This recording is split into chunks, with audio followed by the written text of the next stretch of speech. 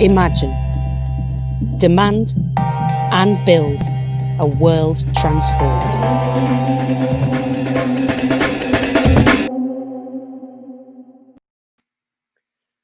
Hello, and welcome to today's panel at The World Transformed, where we're going to be talking about all four nations of the UK and the breakup of Britain. And do we have a fantastic panel ready for you today? You can probably guess where they're all from if you have a basic sense of the kind of history and geography of these islands. But we've had a bit of wrangling of the order because Alison from Northern Ireland isn't here yet. She's covering a court case, and so we are going to start with an excellent comrade, Rory Scowthorne, who has been a kind of leading thinker about the role of the left in the Scottish independence debate. And Rory is going to chat to us for a bit about the situation in Scotland. So, Rory, can I just hand over to you? Hello. I hope everyone can hear me. Thanks so much for having me on.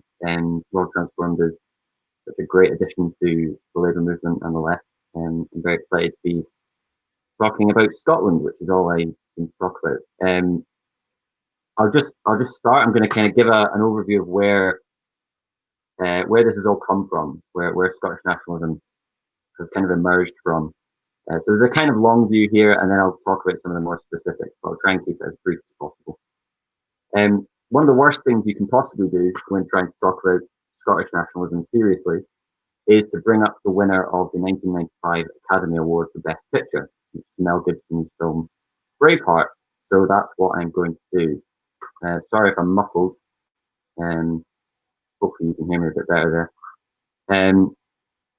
So Braveheart is obviously totally nonsense. It's full of outrageous historical inaccuracies and some appalling gender politics. And in that sense, is a pretty good insight into a certain element of the modern Scottish nationalist movement. But it's not particularly representative of the movement as a whole. The first big battle in the film is supposed to be the Battle of Stirling Bridge. It's not even a bridge. It takes place in a big green field. And William Wallace has managed to get a handful of boring Scottish nobles to bring their army along. And they're all lined up, waiting for him to arrive, and he's running late. And there's these two guys at the front of the ranks, facing down the English army. And they're kind of these avatars for ordinary working folk. They're getting frustrated with waiting around. They're worried about the size of the English army.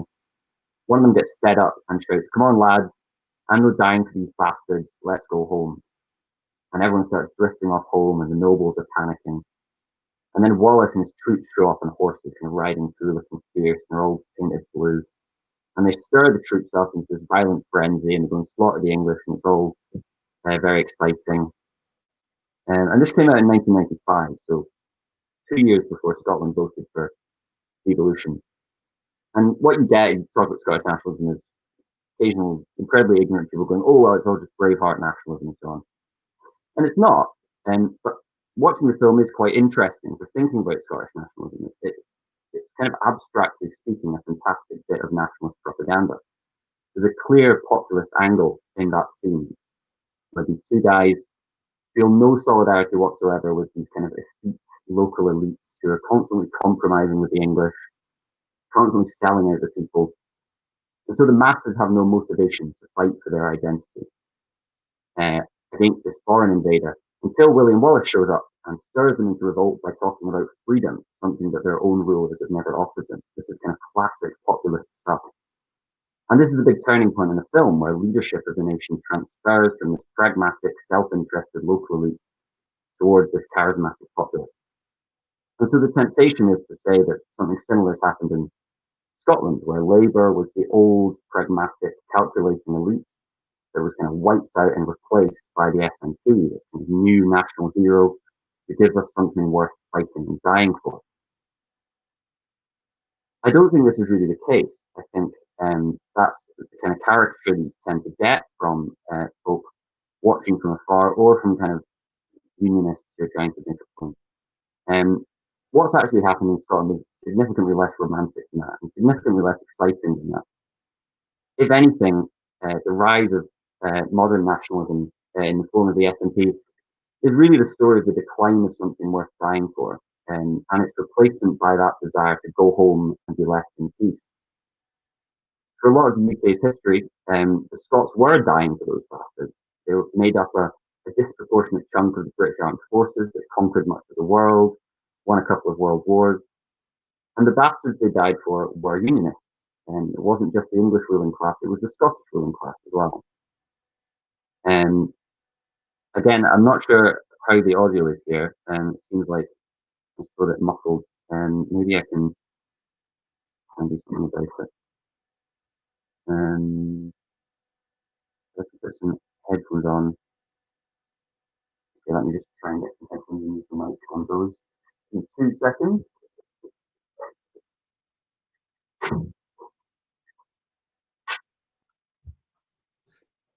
I realised I forgot to introduce myself at the beginning. I'm Adam Ramsey from Open Democracy, and I am the most boring person on this panel, which is why I didn't think to tell you who I am.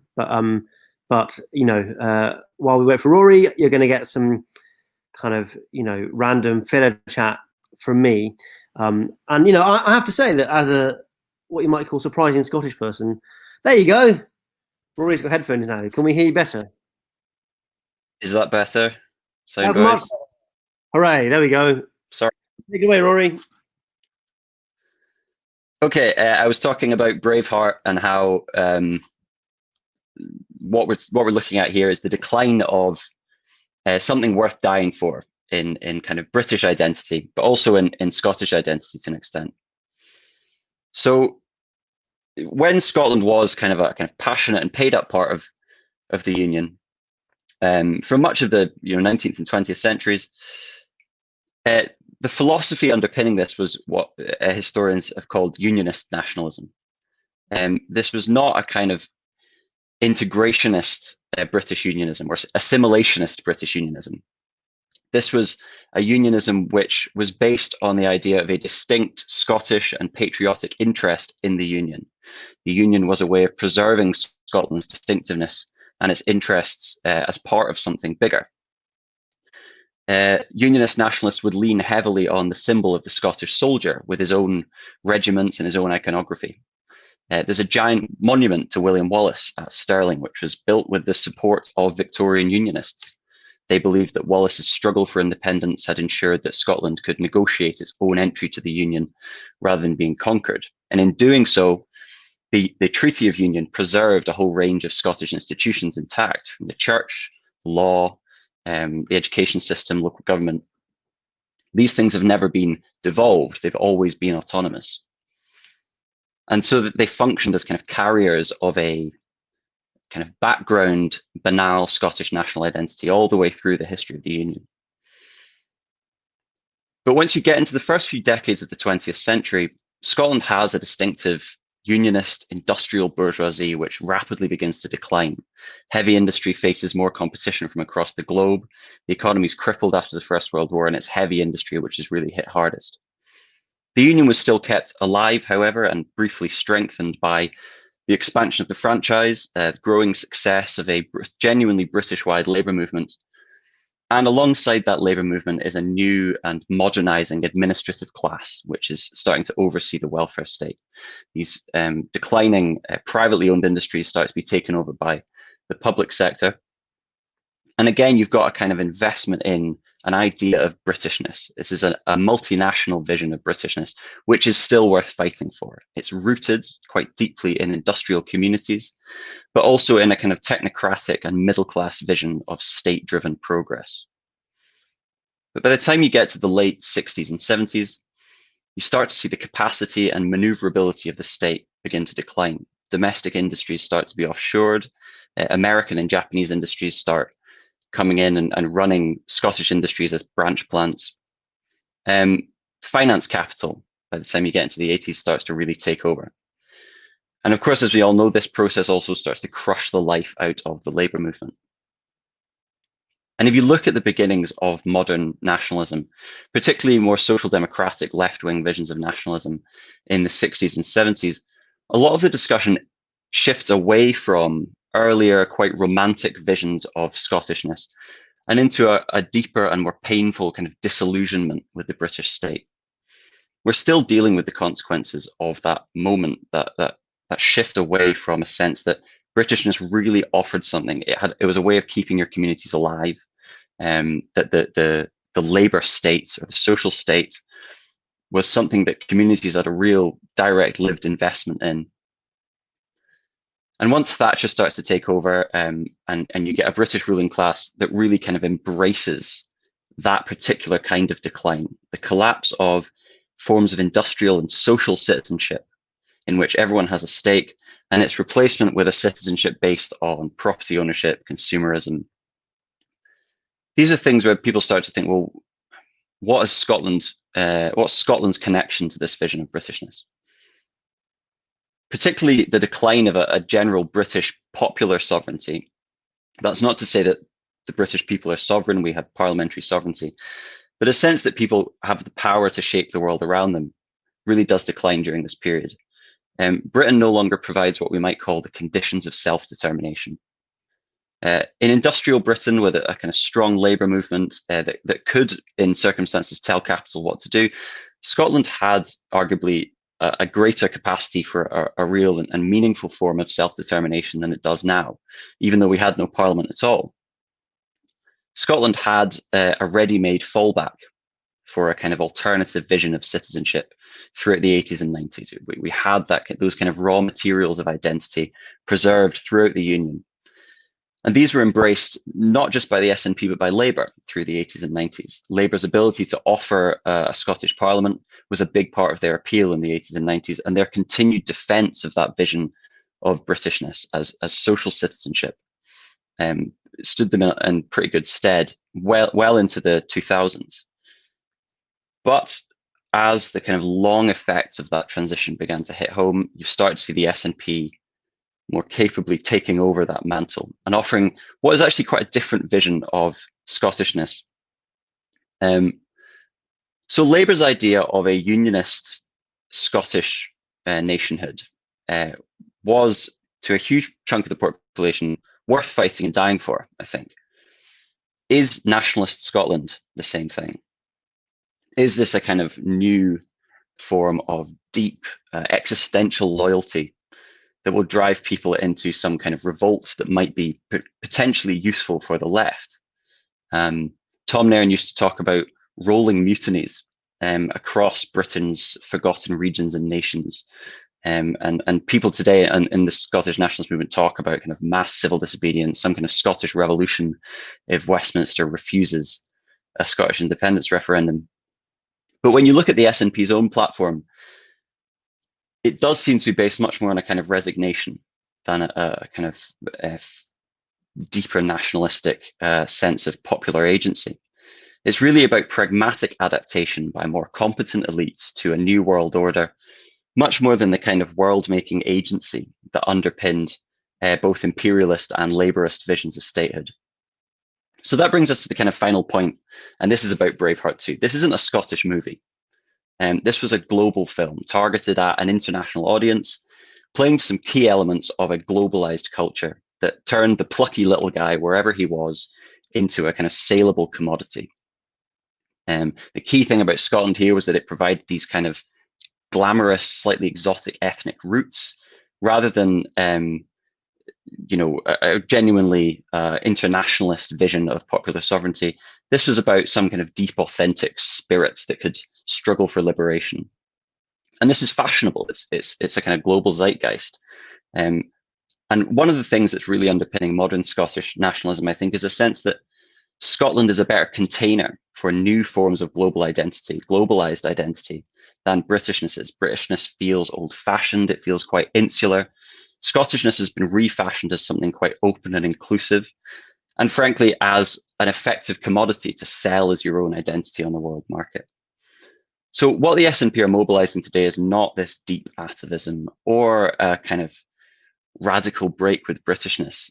What Scottish nationalism mobilizes now is more a kind of demand for globalization to fulfill its participatory and democratic promise. And we know, I think, on the left today, how shallow that promise really is.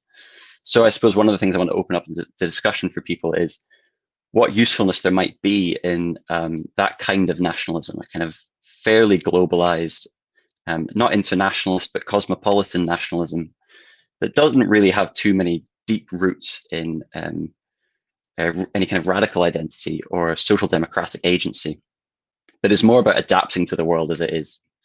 So I'll wrap up with that as a kind of starting provocation, and leave it to the others to fill in the gaps at the rest of the UK.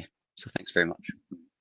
Thank you, Rory. And I think it's fair to say that not only did you give a sort of good recent economic history of the kind of causes of the rise of support for Scottish independence, but also, in a sense, a good context for us to see all of this conversation, the industrial decline, the inability of Britishness and the British state to reproduce themselves and to kind of develop the issues which I'm sure Harriet would, be interesting on too. Harriet Prothero-Davies is our Welsh comrade. Harriet is a trade union officer. She's very involved in Momentum. I think she's vice chair of Momentum at the moment, if I'm not mistaken, and was also once upon a time very involved in the Scottish independence debate in 2014 when she was a student up here in Edinburgh, which is where I know her from. So Harriet, it's great to see you again, and take us away. Thanks, Adam. I'm glad we had a historical analysis and an academic analysis, because you're not going to get that from me. So if you're expecting that, forget it. You're having a political analysis, okay? I kind of want to start this by, I want to aim this essentially at the English left, right? And I think the English left tend to have a bad understanding of devolution and independence. And I'm sorry, it's a bit harsh, but it's something that I find incredibly frustrating. And I think it's frustrating to be part of a movement. And, when I say movement, I mean a broad stroke of the UK left who seem to be having different conversations in different parts of the UK. So I want to use this to kind of unite us around a common cause.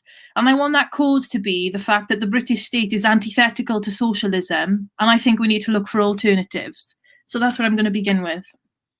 So I guess many of you will be wondering whether, so I'm going to talk about Wales, obviously, as you can tell, whether Welsh Labour members support independence and what the picture is for us in Wales. And support for independence in the Welsh Labour Party is growing at a phenomenal rate. Just 2 years ago, support within the Labour Party was 20% in favour of independence, and now it's 51%. So that's a majority of them support Welsh independence. And as we can talk with Rory later, I think that would be a radically different situation if Scottish Labour had had these figures some time ago. I think we would have seen a different approach to the SNP if it had been this way. So I think it's quite interesting for us to kind of frame it within that context of how well supported it actually is becoming in Wales. So I'm part of a group called Labour for an Indie Wales, and we know that structural change won't come from the centre. Federalism has been called for about 200 years in the UK, and it hasn't worked yet. And many of us here will have the analysis that devolution was used to quell nationalist sentiment. But actually, I think it's done the opposite. Devolution started the conversation. Where did they expect it was going to end?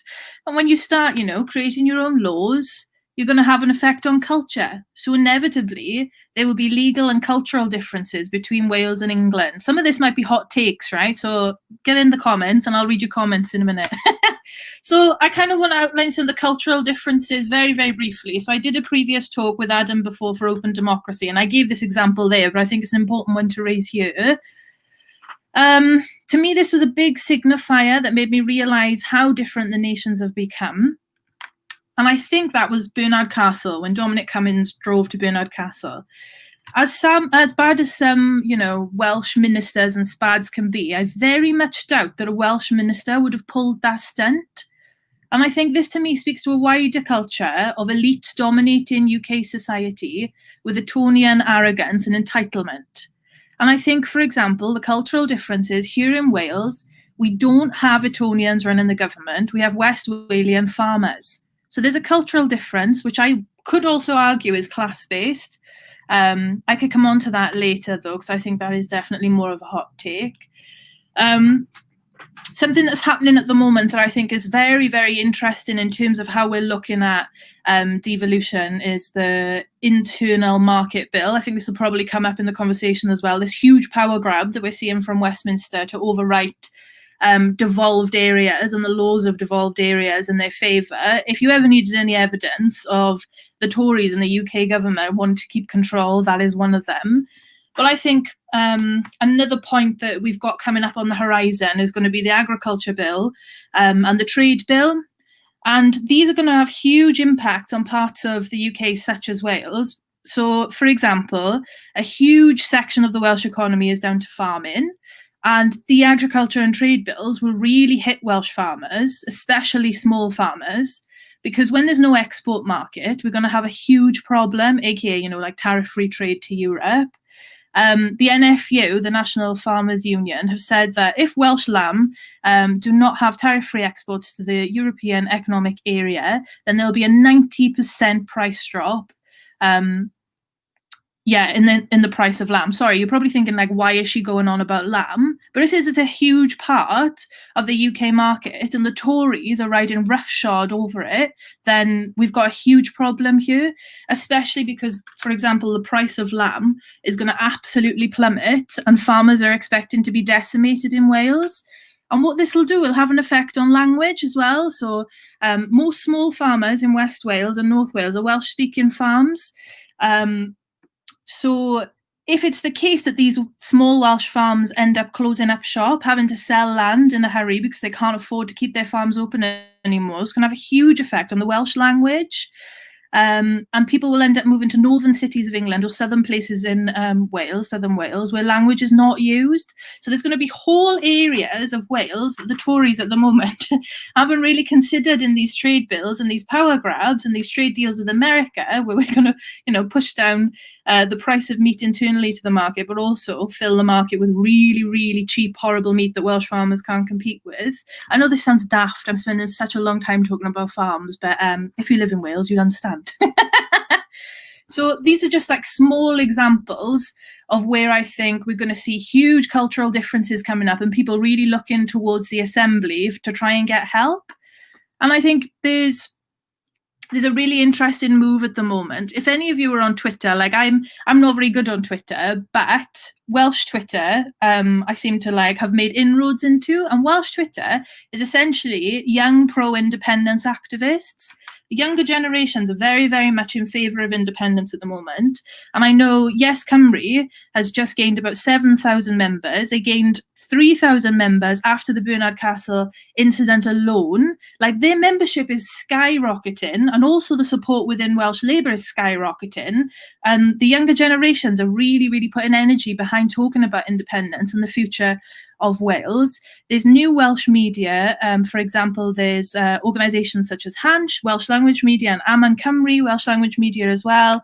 And then you've got Nation Cymru and Voice Wales, all trying to swerve the cultural analysis from Westminster and from the British press, which the Welsh press mainly is.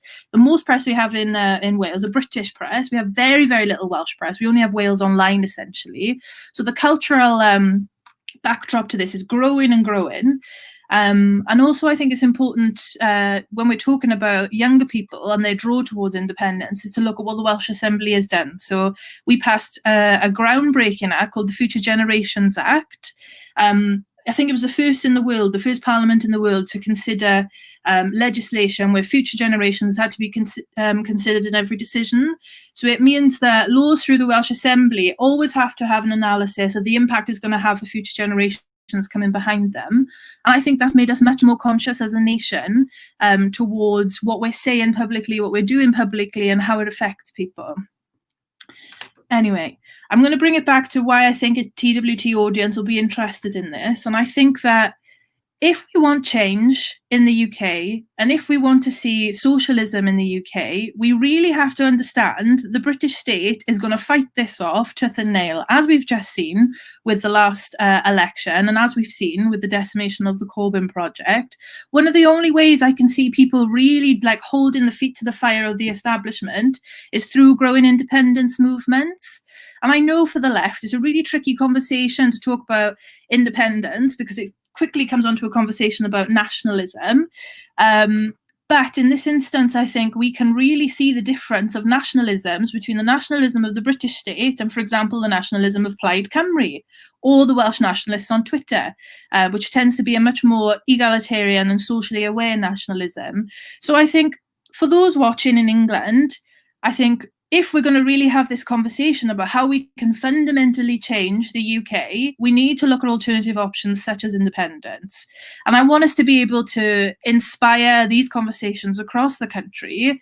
And I want you to look to the West Walian farmers instead of the Etonians for the change that we want to have. I'm going to wrap up there, and I feel like I've waffled too much about farming, but whatever. Harriet, here's a little known fact. I grew up on a sheep farm. My first 5 years were spent helping my dad round up sheep. So I, very happy to chat about farming all day long. And please don't apologise for doing so. Thank you so much, Harriet. That was great. And I think that, many of us will be familiar with the quote that you can no more get democratic socialism through the British state than you can get milk from a vulture. And I think that, as you said, the lack of understanding on the English left and the lack of conversation on the English left about that fundamental conundrum that we live under a state that was built to plunder the rest of the world and enrich the British ruling class, not a state that is designed for egalitarianism, never mind socialism, is often frustrating. Now, Harriet, you talked a lot about Englishness and how people in England, comrades in England, need to think more about some of these questions. That is obviously not true of everyone. One example of someone who has done a lot of thinking about this and writing about this is our next panelist. Alex Niven is a music star, he's an academic, he's a great writer, and I'm going to hand over to him right now. Thanks, Adam. Well, I mean, coming after Harriet's section, I guess it would make sense now to have someone who, kind of at this point sort of lifts up their shirt and to reveal a kind of, a tattoo of a St. George's flag and kind of really advocates the English cause in the case of Englishness. I'm not going to do that. As Adam says, I mean, I've sort of thought and written quite a bit about Englishness, but really from a kind of critical, kind of deconstructive point of view. I think Englishness is something that we need to talk about, and I'm really interested in hearing what the other panelists have to say as we sort of open this up, and what other contributors have to say. So please jump in, and I'm interested to hear what people say. But I think we have to be clear that we start from a point at which Englishness is something that has to be interrogated from a left-wing point of view, as Harriet says. And I sort of wholeheartedly agree with her point about, the British state being antithetical to socialism, certainly the British state in its current form. But I would also go further and say that, Englishness as it currently exists and England as it currently exists are also antithetical to socialism.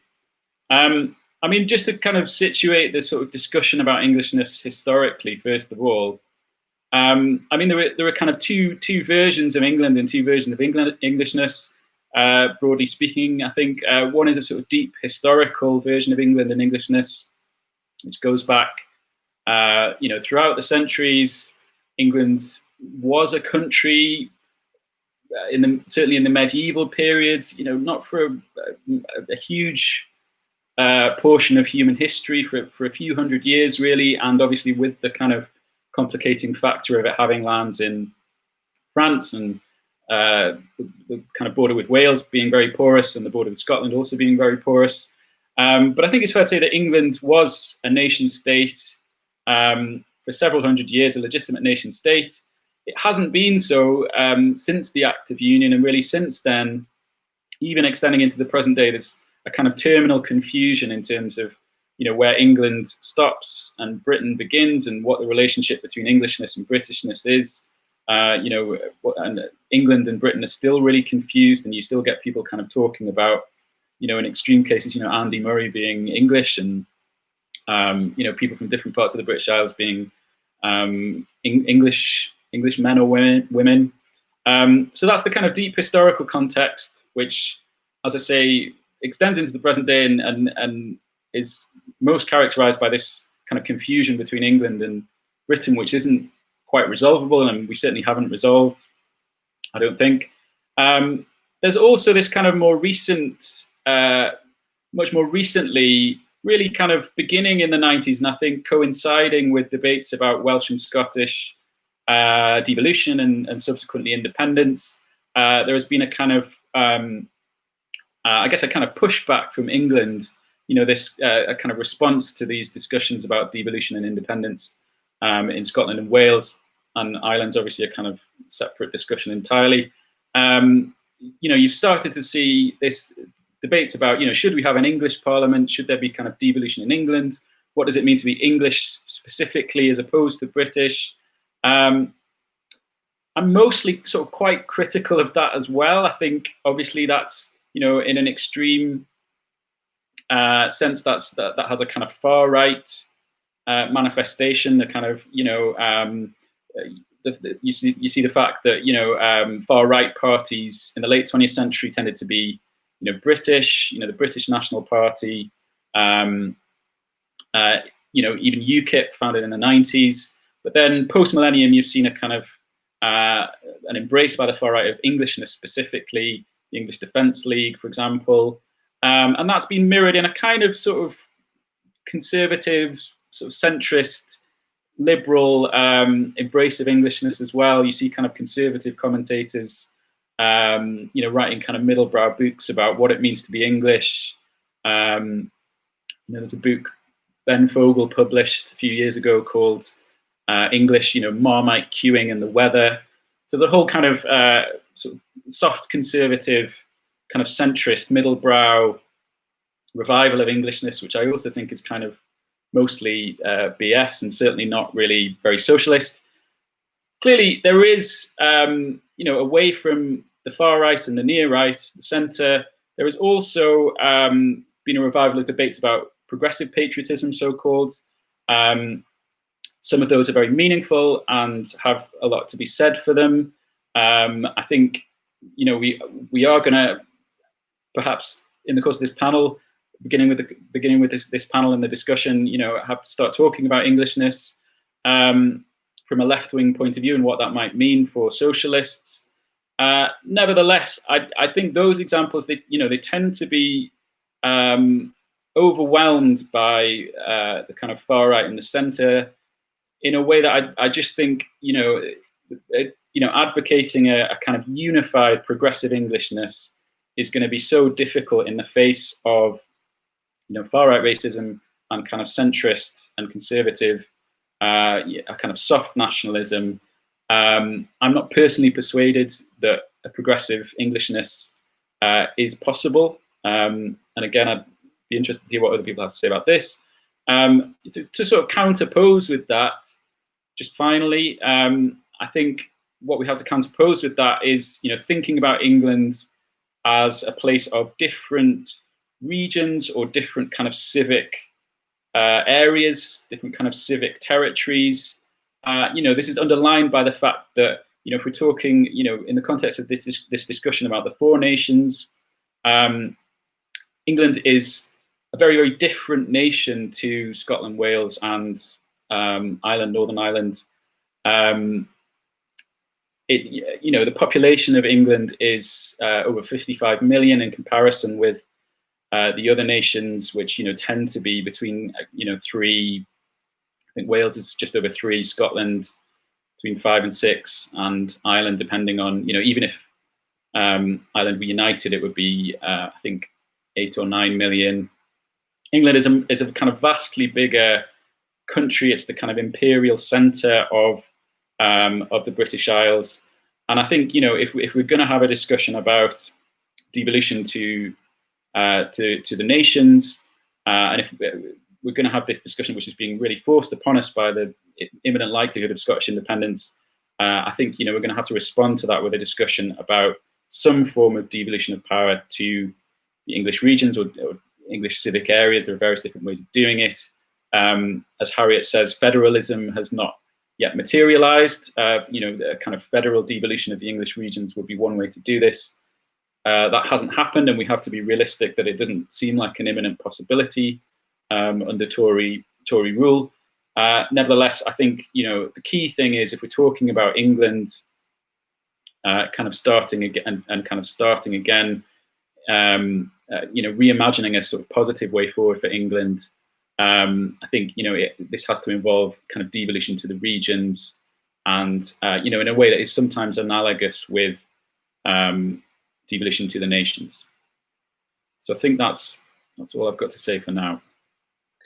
Great. Well, thank you, Alex. And I think I think we can all appreciate that people in England and the English left feeling your way into this conversation has been quite hard for a lot of people on the English left. I think a lot of people really appreciated your contributions to that conversation. So thanks so much for bringing that today. Next, we are going to be chatting about Ireland. Now, I should say that in my original lineup, I wanted to go from the population-wise smallest kind of the territories of the UK, which the North of Ireland still is for the moment, whether it likes it or not, to the largest. But we've jumbled things around, and we're going to talk about Ireland next. I think it's important to acknowledge when we do that the kind of history and situation in Ireland is in many ways quite different from that in Scotland, Wales, and England. And while it is, I think, right that it's part of this conversation, we also need to think about some of those differences of relationship and of power in that context. But I'm sure that Alison has much more to say about that than I do. Alison is a cracking journalist based in Belfast for the Irish News, which is the leading publication of the Irish community in the north of Ireland. And Alison, take us away. Okay, I suppose, as you said, it's very different because the historical context at which we come at, when you talk about nationalist politics in the island of Ireland, next year will be the centenary of the formation of Northern Ireland. So it'll be 100 years since this island was partitioned. And that's key, I suppose, when we come to talk about what's happening now in a modern context. So we had a very lengthy conflict and thousands of lives were lost. And that was, in a bid to force Irish reunification, which was never going to happen by that method. And what we have now in a power-sharing government was something that I think that many people would have been quite willing to accept, at least in the sort of short to medium term. So as long as we had peace and we had devolution and we had politicians who were locally elected, who were fighting our corner, I think that most people could have probably lived with that settlement had it not been for a series of more recent events. So what we have had is we have always, at the current state of affairs in Northern Ireland, is we had a mandatory power-sharing government that was originally intended or designed to have two parties of the moderate nationalist and unionist communities in positions of first and deputy first minister.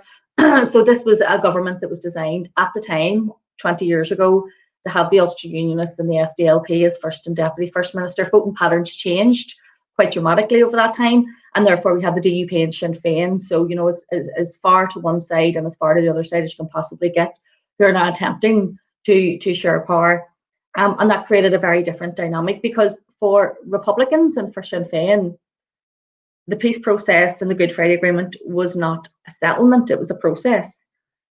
Unionists, I think, believed that at that stage it would be a settlement to what was happening here, that would be a permanent solution. But that was never going to be the case because demographics have changed, and that comes down to something just quite simple. As if you go back to the 50s, the 60s, the 70s, and even the 80s, Catholics just had more children. It's as simple as that. I'm from a family of 9, and that would have been the norm where I came from at that time.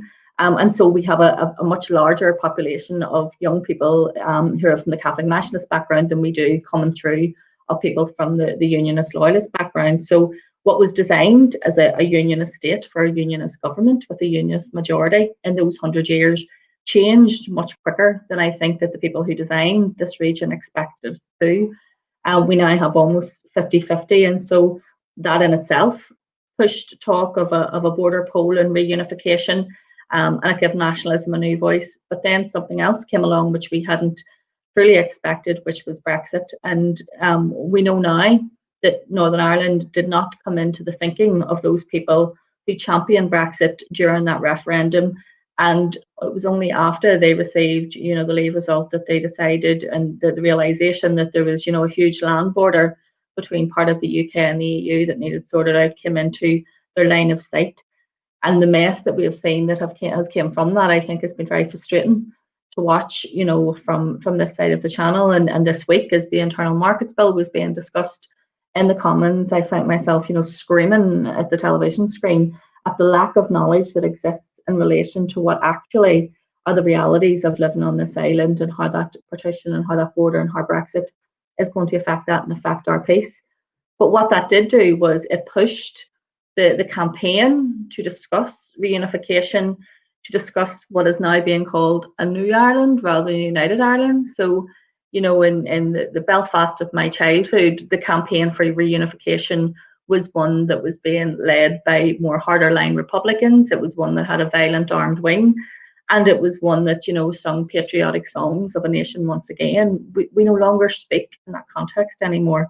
What we now speak of is a new Ireland, which will accommodate all kinds of religious beliefs and people from all different types of backgrounds who have now made this island their home.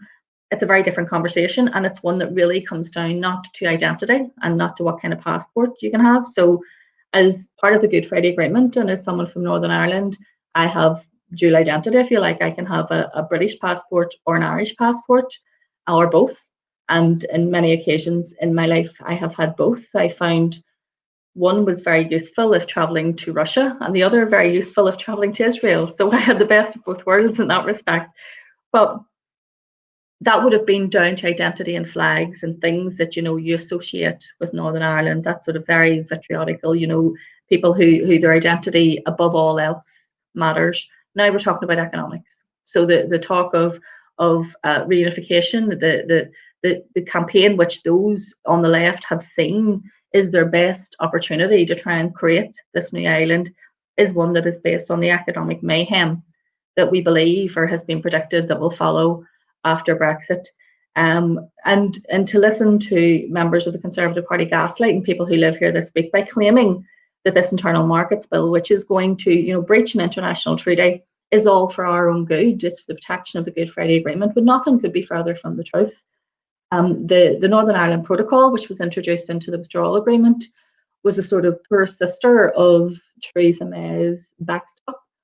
There is no Brexit that's good for a tiny island like this, which has to exist and function in terms of half of it being within the EU and another portion of it having left.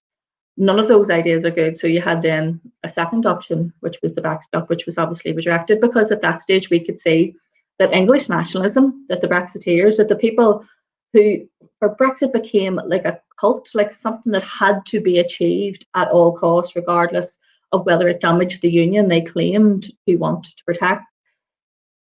Forced Theresa May then out, and we have now this government, which I think that is probably, if you are a unionist and you want the union to be preserved, they're probably doing a better job of breaking it up than anyone on the left could ever do, because the actions that they're taking in relation to Brexit are going to force the hand of people in Scotland and also of people in Northern Ireland. I would have thought, if you had have asked me 5 or 10 years ago, that we will have a border poll on this island for unification, but possibly not in my lifetime. I was pretty sure that there would be reunification of this island, maybe in my children's later life, or possibly my grandchildren's. Now, I'm fairly sure that there will be a border poll on this island within the next 5 or 7 years. And that has been forced because of the attitudes of Brexit. And what people can see, and even moderate, the people in the middle can see, is a lack of understanding of how we live here, a lack of understanding of the complexities and the politics of this island, from our sort of overlords in Westminster, who are making decisions that are really to the detriment of the people who live here. And that is something that I think has given nationalist politics new life, because they're able to point to how the quality of life for people who live here is being greatly reduced by being attached to a union which clearly does not care for them and which uses them as collateral damage when it comes to negotiations in relation to Brexit. Something else that I found interesting, that again was something that none of us could have predicted, was the reaction to the pandemic. So we have had COVID and we've had a reaction to that. We have watched as what happened was we had a health minister who is a unionist, and then we had other ministers who were Sinn Féin, and from a nationalist point of view, they argued for lockdown earlier. Unionism was looking towards Westminster for direction.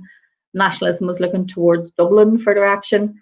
And all of a sudden, I think that both came together and realised that as a tiny island, that the best healthcare response that we could possibly have was to try and align ourselves with the South in terms of lockdown and opening up again. And so what was seen as cooperation on a scale that probably hasn't been seen before in this island between two different governments in terms of the healthcare approach to the pandemic. And things like that will be seized on when this is long gone and settled by those from the left and from nationalists who will say, we can see that we were better off as one and as operating as one. So come next year, there's going to be a number of events that have been planned to either celebrate or commemorate the division of this island, depending on what side of the line you stand on. And that will be interesting, because will we be discussing the separation, the partition of Ireland in terms of its future and how we will live as a divided state? Or is this a sort of reflection almost, is it giving a sort of eulogy to a state that is basically on its last legs and on its way out? What we've also seen, similar to what was spoken about before, about the rise of the far right and the pandemic again, they have exploited, as you can imagine, in relation to sort of anti-mask protests, anti-lockdown protests. And we've seen a small group of that has started to exist, this sort of Irish yellow vest movement. And these are people who, while if you look at the English far right, they hark back, to a time of the empire and a time, of an all-white Britain, with Union flags flying and bunting on every lamppost. What we have with the Irish far right is people who look back to a time when the church and state was one and the same, when Ireland was controlled by the Catholic Church, and when all of the social restrictions that existed because of that, in terms of women's reproductive rights, in terms of same-sex marriage, in terms of all other aspects of social modernisation that have taken place quite rapidly in the south of Ireland, slower in the north, but we are getting there at a slower pace. And for them, that becomes quite an alien environment. And we've seen people who, for some reason, would rather live back in that old Ireland, the Ireland of thatched cottages and women being locked in Magdalen laundries. And those people have seized on the pandemic and the sort of far right anti-mask, anti-lockdown, New World Order type nonsense. And at the start, it's easy to dismiss those people. And I think we do that at our peril, because the protests have been getting larger and larger. And at the weekend, there's a protest in London with several thousand people in attendance. And I think that that's quite dangerous. And that is possibly what ourselves, as a journalist, and as a journalist who would consider myself a socialist and consider myself to be on the left, it's a very, very dangerous game for us to dismiss those people as, as crackpots or, skinheads or as far right or whatever. That we have to know that the more that we feed into that conspiracy theory by not challenging that ideology or not even recognizing that it exists, it grows in the shadows and grows in the darkness. And that wouldn't be the type of, I don't think, the type of Ireland that anyone would want to live in the future. So what I would say in terms of our politics here and the nationalist, version of our politics, that we came out of a conflict, and to talk about reunification was almost taboo then, because what it was seen is that you hadn't accepted that the peace process had been a success, and that you wanted to go back to times when things here were very different and very violent, and we had a manned border and a hard border. And there's a fear that this current Brexit deal, and as we head towards the end of the trade agreement negotiations, and come January, nobody knows what's going to happen. There has to be checks on this island. You can't not have checks. Boris Johnson knows that. They have to take place somewhere. The compromise was that they would take place at ports, and therefore you wouldn't see them. You wouldn't see any infrastructure. This internal markets bill is threatening now to take that away, because unionism doesn't like what they call a sea border and us being in any sort of regulatory alliance with the south of Ireland. And therefore, there's a very real danger that we're going to have border posts and customs posts at the border. And that would just be, I think, a massive backward step in terms of our peace process and in terms of the stability of this island. And I think that that's something, when I'm listening to debates in Westminster, that they just don't get. I think that a lot of people think, when they talk about the border in Ireland, they think it's like a border when you go on holiday and you get stopped and you hand over your passport. And it's nothing like that. It's green fields, and it's farms, and it's people whose living room is in the south and their kitchens in the north. There's 10,000 people cross back and forward across it every day for work and education and all sorts of other things. It is completely open and it's seamless. And apart from the fact that the road signs change from miles to kilometres, you wouldn't actually know it was there or know it existed at all. And we're now heading back to a time where in the pursuit of a very damaging ERG style Brexit, that will have the possibility that those structures are going to start appearing again for different reasons. In one way, that would be damaging their peace, and in another way, I think that that those to the left and those who favour unification can see that as an opportunity to say to young people, look, this is the place who we are sort of handcuffed to, if you like, in Westminster. This is the damage that they're causing to our economy. They have put that there. There's a very easy way to take that away, and you wonder, would people be voting to be part of United Ireland or voting to just go back into Europe again? And I think the same thing has happened with Scottish independence. So what's happened to that debate is it's turned not just to an independent Scotland, but it's also a Scotland that will return to some kind of EU membership. And so that's give it an added push, because that's taken people who may not necessarily be deadly patriotic in one way or another, but that's pushing it into an economic field. And all of those things are issues that the left or those who are in favour of unification can't say that was some master plan that they come up with, because they're all incidents that have been thrust upon us, either unexpectedly or against our will.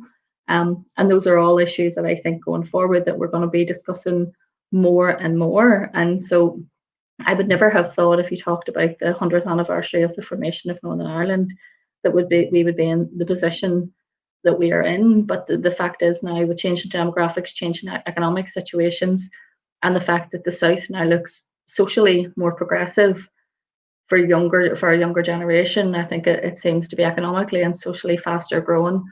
It gives them something then to aspire to. So when you think about who are pushing this agenda, those on the far right, those who insist on slowing down social change, those who insist on a hard Brexit, they are doing more, I think, for the campaign for nationalist reunification than anyone else.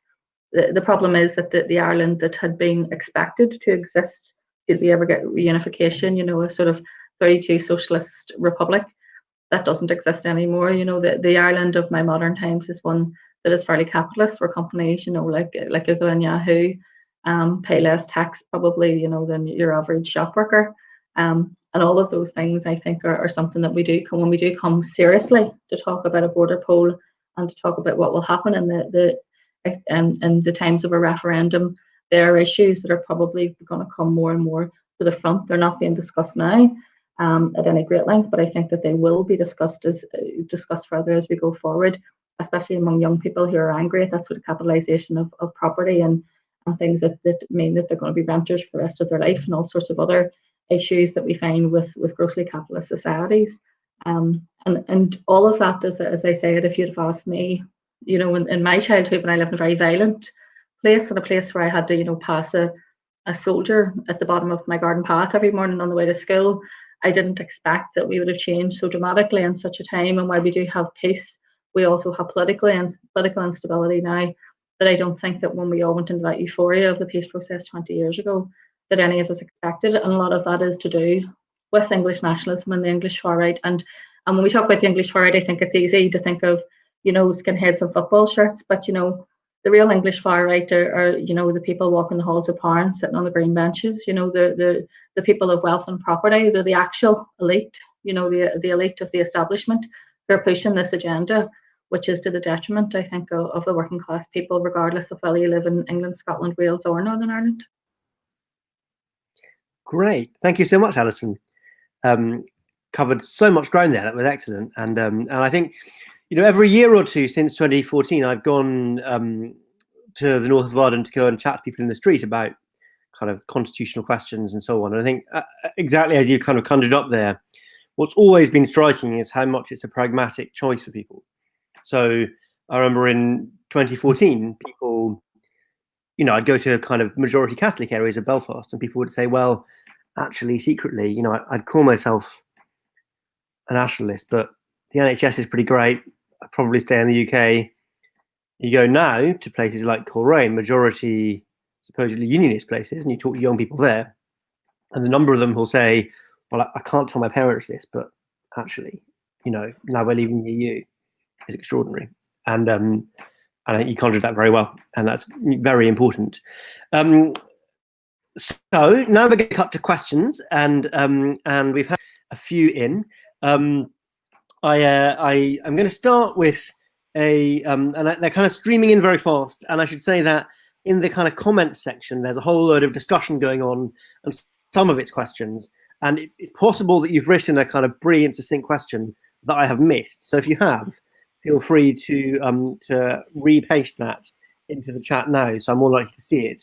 But I'm gonna start with Lorcan Mullen's question. So Lorcan said, I think very well. The key question is, how can the left in each place actually build a common politics that respects self-determination, but can actually gather enough power to do transformative, necessary things? And that's been put down, written there in front of you. So would any of the four of you like to jump in on that first with a response? And if you could just have kind of quick 1 minute responses, and we're going to then come back round, and we're going to, hopefully in the meantime, people are going to paste more questions into the chat. So thank you. Who wants to go first? If not, I'll pick on someone. Harriet, why don't you jump in? I just posted in our chat, shock and not me first. You picked me.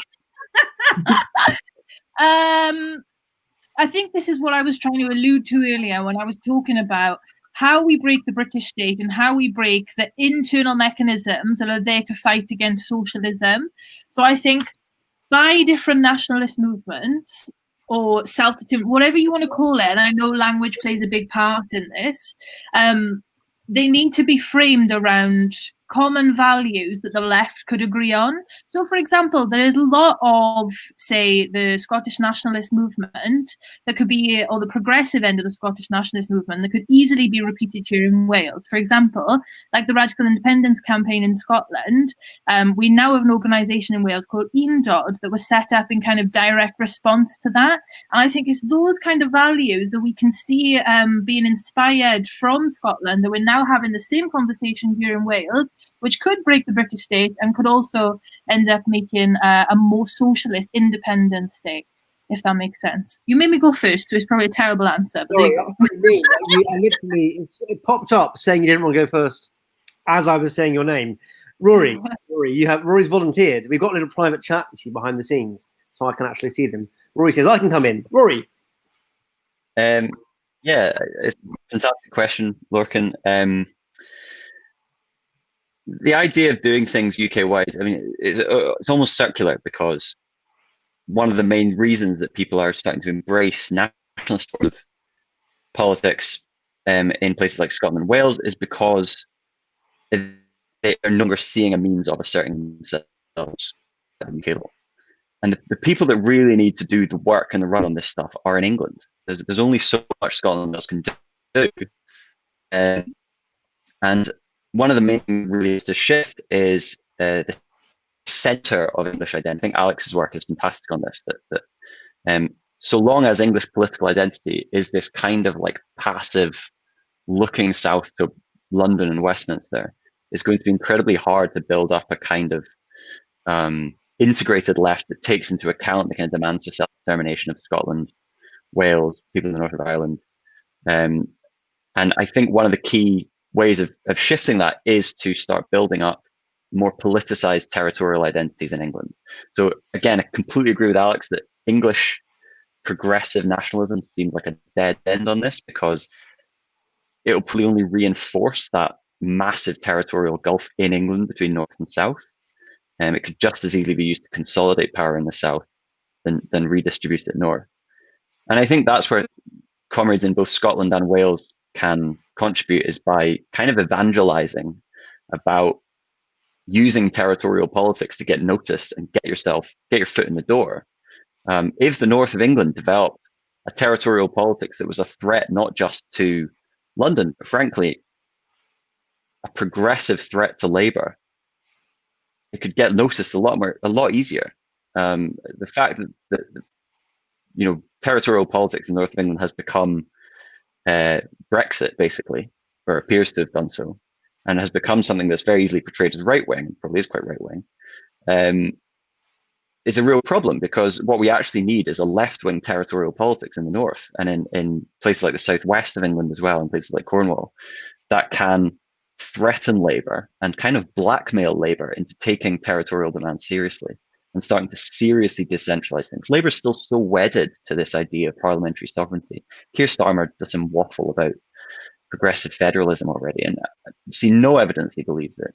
Until the English Labour left starts very seriously considering the British Constitution and the centralisation of sovereignty in the UK Parliament, I just see very little hope for a kind of seriously unified effort to kind of start breaking up some of that power, because we really need, we're waiting for England to kind of do something about where power lies now, and I think breaking up English territorial power is really central for that.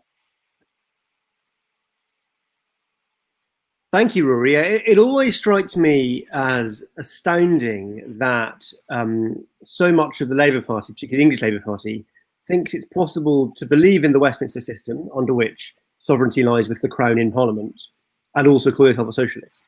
Either you are a socialist and believe in popular sovereignty, or you believe in the Westminster system and the Crown in Parliament. I don't see how those two things are compatible in any way.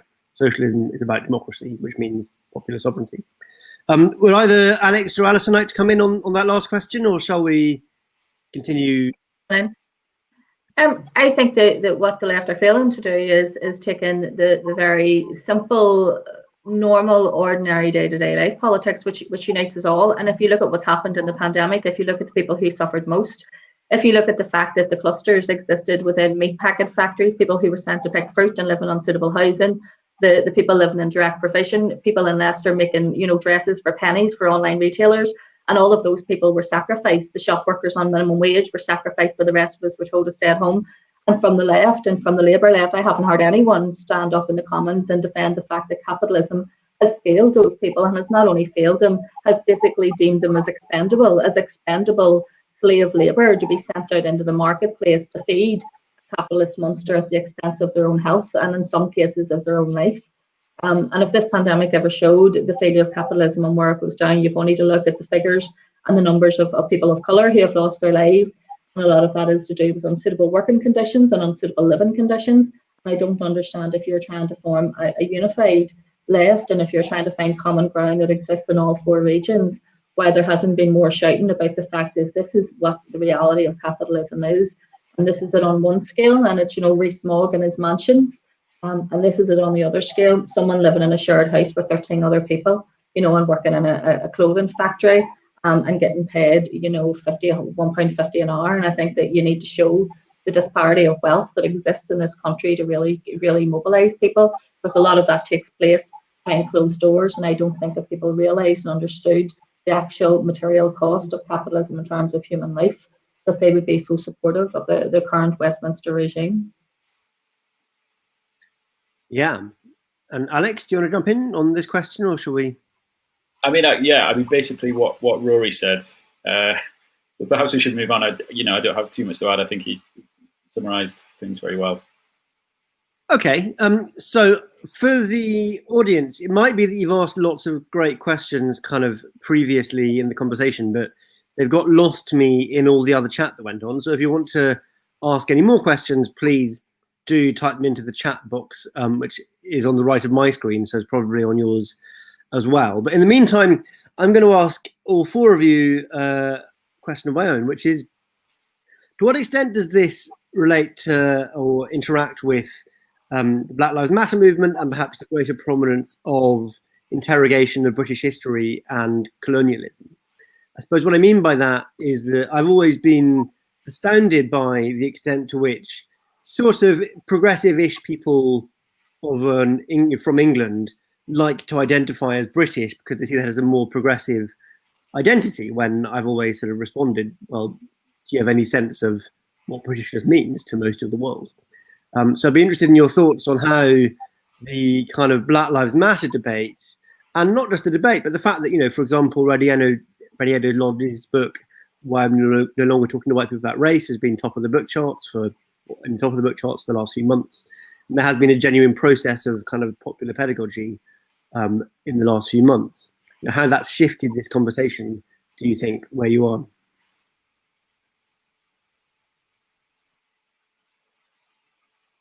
Who wants to go first? Rory is offering. Thanks, Rory. I mean, it's a hard question. I'm very conscious that everyone on this panel is white. That's why I asked it. One of the interesting things that's happened here, and this has always happened in British social movements, is that there's a kind of very slow process of territorial adjustment that happens. So there is a centre of British social movements, and it's almost always London. And that centre adopts certain causes, gets kind of fired up about certain causes, and then the peripheries adjust themselves to it and will pick up on those things as well, and then gradually adapt them to their own circumstances. And that's what's been happening in Scotland a bit, is that Scotland has taken up the kind of mantle of the protests in Bristol or in Black Lives Matter, where the left in Scotland has started. And it's been fantastic in some ways, in that it's prompted people in Scotland to really start grappling with Scotland's own colonial history for the first time. And that's got quite an interesting disruptive effect on some narratives of Scottish nationalism about Scotland being a colony, where actually, you know, as soon as this issue pops up, it starts to prompt people to go, you instantly start finding out how complicit Scotland was. You find that huge swathes of Glasgow and Edinburgh were funded by the slave trade. You find that there's statues and buildings named after people who were entirely involved with this and had deeply racist views and so on. The other thing it's done is prompted people actually organising these protests, insofar as protests in Scotland have been led by Black people. They have been able to form identities that had, I mean, the form movements and organisations to mobilise around these issues in a way that really isn't prioritised in Scottish political discourse, just because Scotland is so dominated by basically the politics of Scottish nationalism, which is overwhelmingly white. And so it's actually an interesting kind of unionist case for these things, where priorities in London, where you have a much bigger population of BAME people, these things can force those issues onto the agenda of countries like Scotland, where people have much less representation. And that process of adaptation is very important. But it does still mean that the centre of gravity is elsewhere. And shifting that centre of gravity so that Scotland can start to engage with these questions on its own terms, rather than having to adapt issues that are kind of been forged far away. That's one important part of these struggles, I think. Thank you, Rory. And anyone else? Who's next? Harriet, right. You know you're muted, Harriet, yeah. Yeah. I just wanted to nod to what Rory said there, which always comes up in these discussions around nationalism, is the idea of the nations of the UK being colonised by the English. Like that we can have. Sorry, I just paused. That's a big discussion that we can have, but it's also a very sensitive discussion. And Adam Price, for example, interjected last year by saying that he thinks England should pay Wales reparations for its colonisation of Wales, which many people in the BAME community in Wales, I don't know if I'm allowed to swear, so I won't, were like, what on earth? Like, what on earth are you doing? And it prompted a really helpful discussion, actually, around the nature of racism, domination, and institutional racism within Wales. But I also think more broadly politically, I think this is a bit of a problem for us in Wales, in the sense that we were the only nation in the UK in the last Senedd election to elect 8 UKIP seats and then Brexit Party seats. Most of them have defected now because they were nutters, if I can put that into the conversation, and they've defected to random crank parties. But it's a big problem for us that some of that really reactionary and hostile opinion really came to the fore in the last Senedd election. So at the same time as you've got like the Plaid Cymru type of nationalism that says, you know, we want to live in an inclusive and anti-racist society. You've also got the Welsh reactionary nationalism that can be very hostile and racist, even though Adam Price said that stupid thing. So these two kind of, you know, we've got to work our way through this, like what type of Wales we want to live in. This is going to be some of the key questions. I think the difference for me is while you are Scottish, you know, Welsh and English, you still identify also as British. Whereas I have never felt British. I have always felt Irish, regardless of whether I live in part of the United Kingdom or not. So, you know, British colonialism, I have no attachment to it whatsoever. And I've always thought it was a destructive force. Certainly in the history of my island and that I live in, we were a very white society. We had a peace process that was able to work and address the inequality between nationalists and unionists because I believe we were all the same colour. Had we been of different colour, that would have been a much harder thing to achieve, and that equality would have been a much harder thing to achieve. But what I did notice is during the Black Lives Matter protests that took place in Northern Ireland, despite the fact that we had huge, you know, Republican funerals, huge demonstrations over the 12th of July, the police stayed well back and didn't fine anyone, but showed up to a very peaceful Black Lives Matter protest in which people were socially distanced and handed out fines to the organisers. And in terms of the PSNI, which is, I think, at this point in time, there are only 0.3% of the people who work for the police force of Northern Ireland who are people of colour. That was a very bad look, and the optics of that were incredibly poor in terms of trying to, you know, integrate people who have made this place their home and contributed so much to our island. And I think that there is an opportunity there to reach out in terms of those people who are on the left and who do agree with socialist politics, the people who, nobody came, let's face it, this was a very white place, Northern Ireland. Why did anyone want to immigrate here? It was a fucking shithole. You know, we were all fighting with each other, but that has changed, and we now are in a change in much more multicultural society. And I think that there's a real opportunity because these are quite, unlike, I suppose, the history of migration in other parts of the UK, this is quite new here. So these people are coming here willingly to make this place their home, and I think that there's an opportunity to reach out and try and form a left alliance with those who wish to join that from here in terms of the betterment of all our lives. Thank you, Alison. And Alex, do you want to jump in on this? Or? Yeah, sure. I mean, I guess this sort of raises the sort of separate but related question of, you know, I think one of the most important things in this discussion is really that we really have to, certainly from a socialist perspective, detach the relationship between territory and ethnicity. So, you know, it's something you can't get away from when you're talking about nations and nationhood. Certainly, sort of going back historically, you know, to the early 20th century and beforehand, the fact that this whole sort of discourse of kind of small nations has at its centre, or had at its centre, this question of ethnicity. And I think that is something we really have to kind of, if we're kind of trying to counterpose a kind of left movement for devolution and perhaps both kind of national and regional devolution, you have to kind of try to detach kind of essentialist definitions of ethnicity from debates about, you know, how to kind of form progressive modern nations or regions.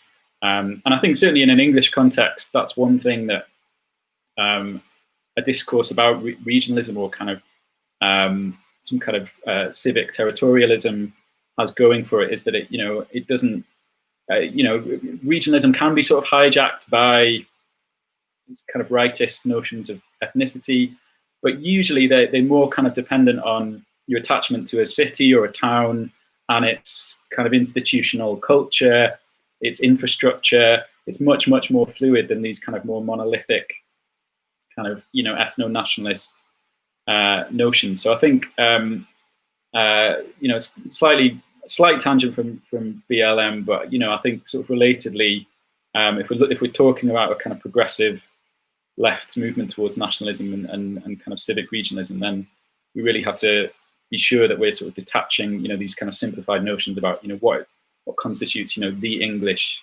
and perhaps, you know, the Scottish, the Welsh, and the Irish. You know, the English don't really exist as a kind of as a kind of, you know, essentialist thing.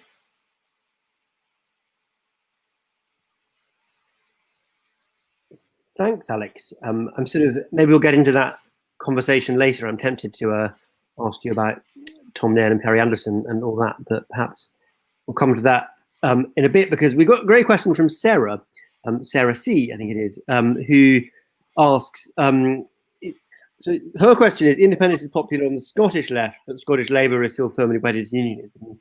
How can we build support for a non-SNP independent Scotland within the party, as in within the Labour Party? I'm going to expand that slightly so it applies to all three of you. So that for Rory, but then ask the same question about Wales for Harry. You know, if half of Labour supporters in Wales support independence, how can the Labour Party in Wales avoid the fate of Scottish Labour, which has been seen to be, you know, so bound to one side of the constitutional divide, and the side that frankly is seen by most Scottish people as the right wing of it? And then similarly, Alex, you know, how can English Labour begin to come to terms with this kind of shift in understanding and come to terms with the idea that maybe it's English Labour? But Rory, I'm going to come to you first on that. This is hard. Welsh Labour are in a better position for this, I would say. And Scottish Labour really missed the boat a bit. A lot of the people who could have helped to make that shift of the Scottish Labour Party towards a position that, if not pro-independence, is at least open to the idea, certainly open to some idea of greater Scottish self-determination, has a more nuanced engagement with Scottish identity.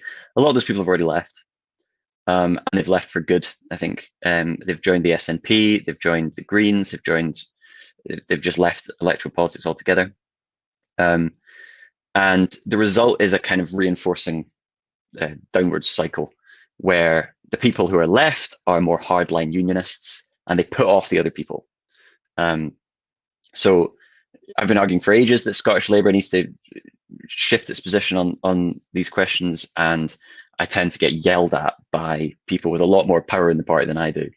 And the other trouble is that the voters we have left are pretty split, to put it at least pretty split. I mean, we're looking at about 30 to 40% at best who are pro-independence of Scottish Labour voters. There's a decent chunk of Scottish Labour voters who I would say are pretty opposed to independence. And so a shift of the party on that needs to be kind of committed to, and it needs to be argued for. And I think there's an element of it which is kind of going to be done through sheer unpleasant experience as we continue losing. We'll just have to acknowledge reality. It will become increasingly unrealistic for Scottish Labour to oppose independence as furiously as it currently does. It's absolutely vital that they at some point come round to it, because after independence, if it happens, Scotland will need a party of the left. And so I think the best place it's going to come from is actually outside the party and in the Labour movement. In the trade unions, there's a lot more support for independence. Trade union leaderships are much more open to it. And I think that's where the work has to be done. I think people need to start shifting the unions towards a stronger stance on this stuff, at the very least on supporting a second referendum. Organisations like the Scottish Trades Union Congress and the leaderships of the big unions are where I think that the shift is going to have to happen first. Thanks, Rory. And Harry, are you okay talking about the Welsh context? So I think we are in a much better position, as Rory says. And I think this is probably where my lack of historical analysis could come in handy. But from my own political perspective, I guess the difference between the Rhodri Morgan-esque leadership of what was then and now the Welsh Parliament and the concept of the clear red water between Labour in Westminster and Labour in Wales had already differentiated on the basis of the nation within the Labour Party. So you already had those two ideologies at battle within the party at that time. So I think this has kind of opened the door to many of the politicians in the Welsh Parliament to have their own Welsh Labour cultural identity. And yeah, I have to be careful what I say because I don't want to give the game away for anyone, but we do have a lot of Welsh Assembly politicians that come to us to Labour for an Indie Wales saying, I totally support you, I just can't publicly say it. So they're already halfway there, and they already understand that, especially with this new internal bill, that they're going to be power grabs back from the Tories. We always knew this was going to happen, and now it's happened. It's going to really radicalise their MSs. First of all, they want to keep their jobs. Second of all, they spent the last 20 years building a project around Welsh national identity and Welsh Labour. I do worry, though, the younger generations, as I said to you, you earlier, the Welsh Twitter generations are much more Plaid inclined because they've been much more progressive on this topic. We've kind of sat back as Welsh Labourers, as the managers of Welsh capitalism and Welsh devolution. Whereas, yeah, young Twitterers, that's not a word, young Welsh people on Twitter are way more inclined to the more radical elements of Welsh politics and seem to be more drawn towards Plaid. And because the Corbyn project is gone now, I do worry that now 16-year-olds have got the vote in Wales, that they will be voting more for Plaid than Labour, which is why we need a radical left Welsh Labour Party. And Alex, what do you make of all that? Yeah, well, sorry, could you just, Adam, could you just remind me how you were going to kind of redirect that towards the English? Well, I suppose the question is, if English Labour at the moment is very wedded to unionism, when the lefts of Scotland and Wales are not particularly, then, in a sense, it's English Labour which is getting in the way of this almost more than, or potentially, certainly more than the Welsh Labour Party is. Scottish Labour, as Rory said, is a different question. So how can the English Labour Party be supported to think this stuff through some more? Sure. Yeah, well, I think sort of thinking cynically, I think the English left is probably not going to think about this until it comes knocking on the door, in the advent of, Scottish independence or some form of kind of major Scottish schism, perhaps in Wales as well. I think, England as the kind of imperial centre, I think the criticisms that Harriet sort of started off talking about are very fair. There's a kind of myopia in England about Wales and Scotland, let alone Ireland and Northern Ireland. So I think kind of unfortunately, I'm not that optimistic that we in England are going to kind of think about these things in the ways that we need to until we are kind of forced to do so. More hopefully, what we can do on the left is try to sort of decisively break with that kind of lingering, kind of 20th century unionism that certainly in a Scottish context, Rory's talked about, which isn't to say that, there aren't kind of ways in which we can think about, connections between, certainly kind of network connections between English and Scottish Labour, English and Welsh Labour, and obviously Ireland's a kind of separate discussion.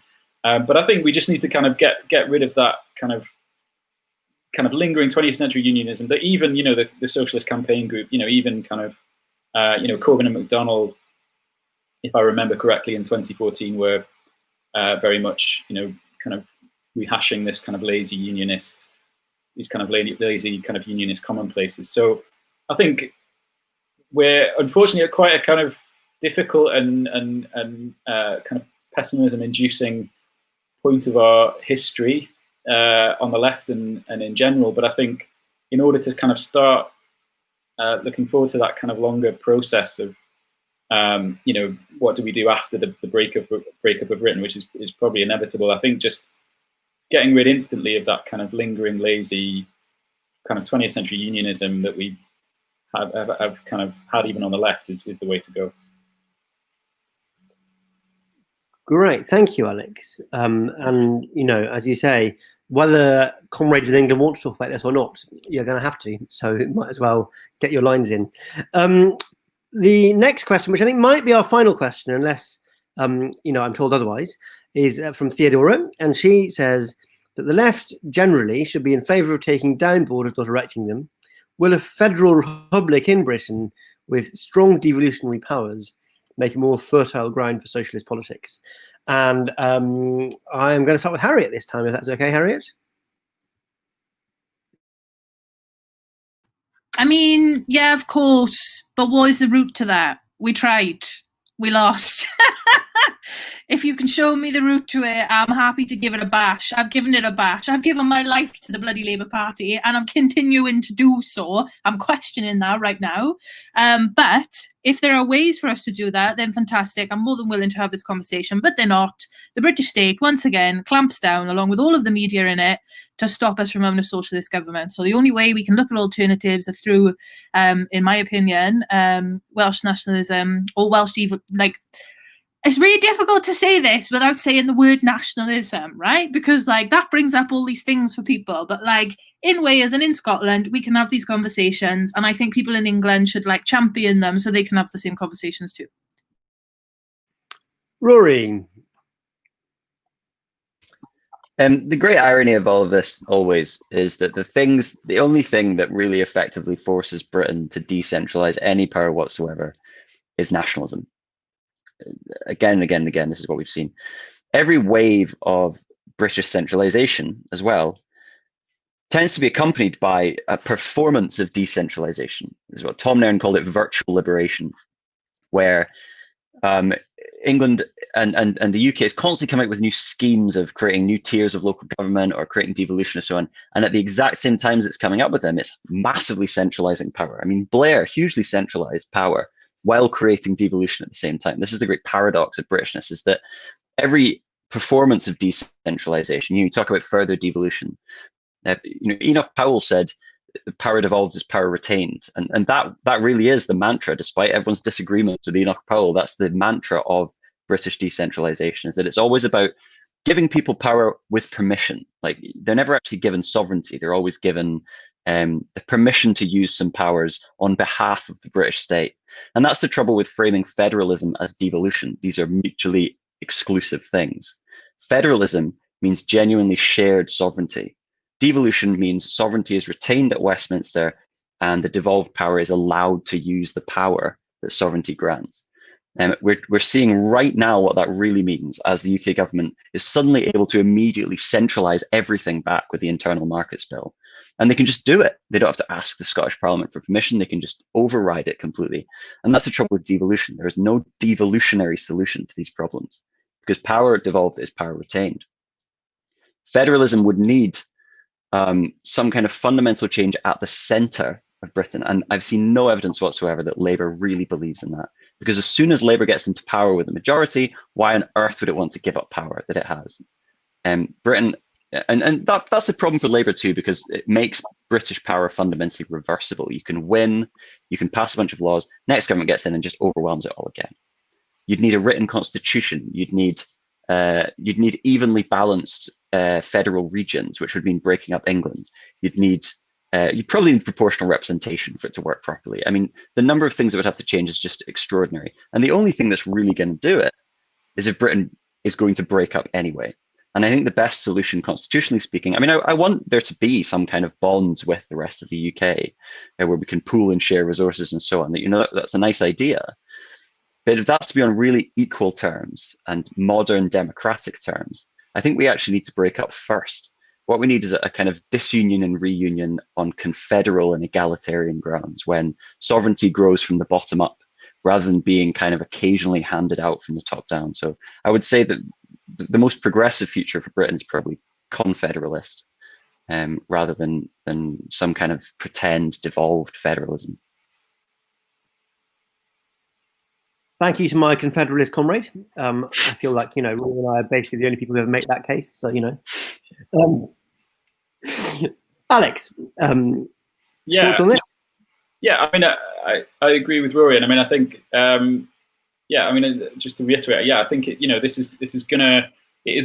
we're not gonna have this, a federalist or a kind of confederalist breakup of England. Certainly is not going to happen anytime soon, and it's much more likely that it's going to happen with the kind of external shock of Scottish and Welsh, particularly perhaps more imminently Scottish independence.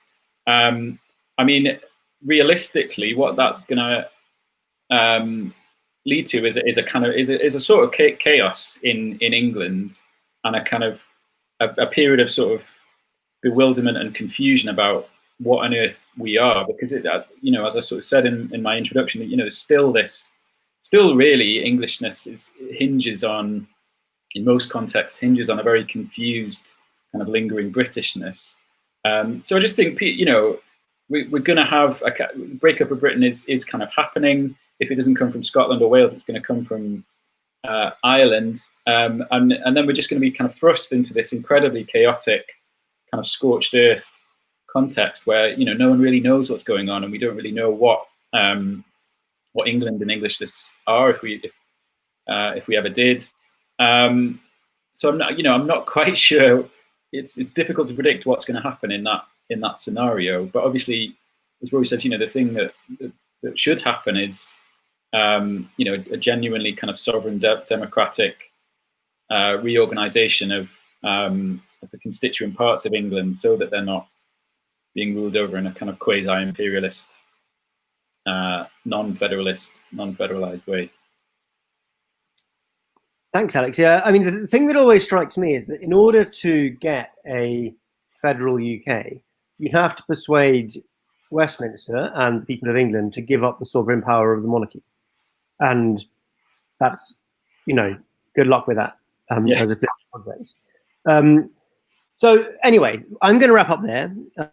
Thank you so much. I should have said before that Alison, I'm afraid, told us in our private secret chat that you guys can't see that her editor was summoning her away. So she sends her love and solidarity, but had to leave us a little bit early. But you heard from Alison Morris, who, as I said before, is a fantastic journalist in Ireland, and do follow her work there. You heard from Harriet Prodroy-Soltani, who, as well as being a professional trade union organizer and Momentum vice chair, is a great writer now and again. And so do look up her writing. Alec is one of those people who, combines a whole range of skills in the world. I was looking at his Wikipedia page earlier about how you were in like an indie band. Yeah, a long time ago. Not anymore, right? I see. But anyway, like a good enough one to have a Wikipedia page, which is pretty serious. Like these things get cold. As well as a great writer and academic and thinker, and his thoughts are much appreciated. And Rory Scothorne is a wonderful activist and thinker and academic here in Scotland, and a long-term comrade on the Scottish left, and it's always a joy to do events with him. I've been Adam Ramsey from Open Democracy. Thank you so much for joining us. Thank you for your wonderful questions, and hope to see you all again soon. View the full TWT20 program and become a supporter today to help us deliver political education all year round at theworldtransformed.org.